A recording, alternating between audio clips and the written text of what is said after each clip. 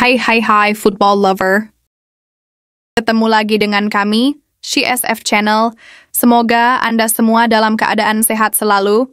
Terima kasih buat Anda yang telah menonton video kami.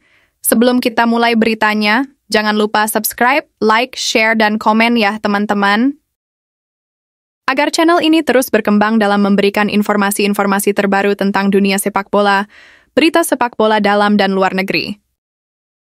Beberapa media luar menanggapi Garuda Calling yang dipilih oleh pelatih Patrick Kluivert kemarin, dan rampungnya proses naturalisasi Emil Audero Mulyadi, Dean James, dan Joey Pelupesi. Patrick Kluivert memanggil 27 pemain yang siap bertempur dalam lanjutan kualifikasi Piala Dunia 2026 melawan Australia pada tanggal 20 Maret di Allianz Sydney Stadium dan Bahrain pada tanggal 25 Maret 2025 di SUGBK, Jakarta. Media Vietnam, Soha, media ini biasanya selalu menyindir segala sesuatu yang berkaitan dengan timnas Indonesia. Tapi kali ini berbeda. Soha merespon daftar pemain timnas Indonesia dengan menyebut skuad Garuda sangat kuat. Bahkan mereka menyebut skuad Garuda bisa melampaui prestasi timnas mereka, Vietnam, di babak ketiga kualifikasi Piala Dunia 2022. Seperti yang kita ketahui bahwa prestasi Vietnam di babak ketiga kualifikasi Piala Dunia 2022 cuman bisa mengumpulkan 4 poin dari hasil 1 kemenangan dan 1 kali imbang. Mana aja, baru nyadar ya? Ya iyalah melampaui Vietnam. Sekarang aja, poin timnas Indonesia di kualifikasi Piala Dunia 2026 sudah mengumpulkan 6 poin, dan perolehan poin itu bisa bertambah, mengingat timnas Indonesia masih menyisakan 4 pertandingan. Ya kan? Apalagi kalau timnas Indonesia berhasil lolos Piala Dunia, pasti mereka tercengang, ya kan? Yuk, kita doakan semoga timnas Indonesia bisa tampil di Piala Dunia 2026 nanti. Indonesia resmi memanggil skuad yang bisa jauh melampaui prestasi Vietnam. Dengan skuad yang sangat kuat saat ini, tim Indonesia dinilai mampu meraih poin di 2 laga berikutnya di kualifikasi Piala Dunia 2026, tulis Soha. Akhirnya mereka juga mengakui, timnas Indonesia sekarang jauh lebih kuat dari sebelumnya. Gimana nih guys, menurut kalian gimana? Tulis pendapatmu di kolom komentar.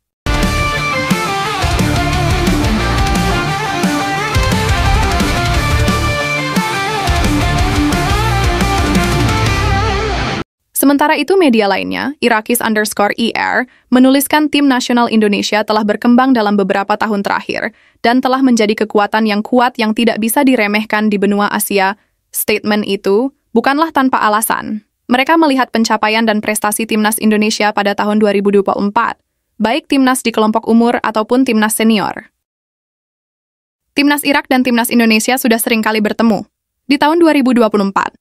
Di level senior, 2 pertemuan terakhir yaitu di ajang Piala Asia dan kualifikasi Piala Dunia Round 2 di Piala Asia, pertandingan di fase grup, timnas Indonesia kalah 1-3 dan satu-satunya gol Indonesia dicetak oleh Marcelino Ferdinand. Di kualifikasi Piala Dunia, timnas Indonesia yang bermain di SUGBK harus mengakui keunggulan Irak dengan skor 2-0. Menurut media Irak tersebut, timnas Indonesia bakal menjadi kekuatan yang tidak bisa diremehkan. Kita lihat bagaimana tim nasional Indonesia dapat bersaing ketat dengan Australia, Arab Saudi, Bahrain, dan Cina di grup C kualifikasi Piala Dunia 2026, tulis Irakis_IR. Tim ini mempunyai semangat juang yang tinggi. Pemain berbakat dengan keterampilan individu yang tinggi dan kemampuan fisik yang sangat baik. Tambahnya, tim nasional Indonesia banyak diisi dengan pemain-pemain yang berbakat dan lihatlah mereka, banyak pemainnya yang bermain di liga-liga Eropa. Dan media Irak itu menjagokan timnas Indonesia akan lolos ke Piala Dunia. Mudah-mudahan itu menjadi nyata ya guys. Bersama tanpa ragu dari Sabang sampai Merauke kami satu bangsa, kami Garuda jiwa-jiwa merdeka. Secara keseluruhan, pemanggilan ke-27 pemain itu tidak banyak perubahan ketika timnas Indonesia di era Shin Tae-yong. Cuma ada 2 pemain debutan yang dipanggil ke timnas saat ini. Mereka adalah Septian Bagaskara. Yap, pemain asal Dewa United tersebut menarik perhatian tim pelatih timnas. Meskipun sering turun dari bangku cadangan, performanya di tim lumayan gacor dengan torehan 7 gol dan 1 assist. Dan yang kedua yaitu striker Oxford United, Ole Romeni. pemain berusia 24 tahun tersebut tidak bisa menyembunyikan antusiasmenya setelah menerima panggilan di skuad Garuda. Pertandingan pertama melawan Australia akan datang, saya bersemangat untuk itu, ungkap oleh Romeni, dilansir dari media Belanda Football Premier. Saya memilih timnas Indonesia karena ingin menjadi bagian penting dalam tim, negara, dan kemajuan sepak bolanya. Ketika ke sana, saya sempatkan waktu untuk bermain bola bersama anak-anak di sebuah desa. Itulah mengapa saya sepakat untuk menjalani proses naturalisasi dan juga untuk menginspirasi mereka, tambah oleh Romeni. Football Premier juga mengabarkan bahwa Joey Pelupesi dan Dean James resmi diberikan kewarganegaraan Indonesia. Kedua era divisionis memberikan kekuatan ekstra kepada pelatih Patrick Kluivert untuk memperjuangkan tiket Piala Dunia. Selain Joey Pelupesi dan Dean James, penjaga gawang Emil Audero Mulyadi juga telah menerima paspor Indonesia. Kami Garuda, kami Indonesia, dengan semangat kita akan melakukan. Kami Garuda, kami Indonesia, bersatu padu kita kuat bersama. Ketua Umum PSSI, Erick Thohir mengkonfirmasi bahwa ketiga pemain naturalisasi tersebut telah resmi mengambil sumpah kewarganegaraan Indonesia di KBRI, Roma, Italia.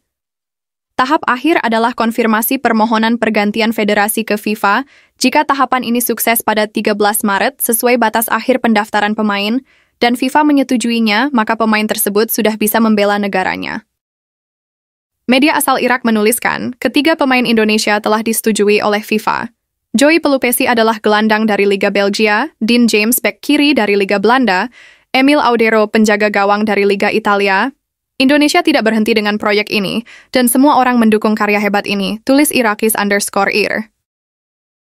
Jika FIFA sudah resmi menyetujui daftar registrasi pemain yang diajukan PSSI, maka ketiga pemain tersebut bisa tampil di babak kualifikasi Piala Dunia 2025 saat melawan timnas Australia dan Bahrain. Dengan tambahan ketiga pemain itu, skuad Garuda bertambah menjadi 30 pemain setelah sebelumnya pelatih Patrick Kluivert memanggil 27 pemain. Namun dari 30 nama itu, hanya 23 nama yang bisa didaftarkan. Sesuai regulasi AFC, hanya 23 nama saja yang bisa didaftarkan untuk masuk ke daftar susunan pemain, sementara 7 pemain lainnya harus rela duduk di bench bersama tim pelatih dan official tim. Menarik untuk disimak, kira-kira siapa sajakah yang layak untuk masuk ke daftar susunan pemain di era Patrick Kluivert? Nah, di sini kita akan lihat kerja tim analisis akan berdiskusi dengan pelatih Patrick Kluivert beserta asistennya dalam memutuskan daftar pemain yang siap secara fisik, mental, dan strategi untuk pertandingan nanti lawan Australia di Sydney Football Stadium pada tanggal 20 Maret 2025. Dari ke-23 nama itu, siapa sajakah pilihanmu yang harus ada di dalam tim? Tulis pendapatmu di kolom komentar ya guys.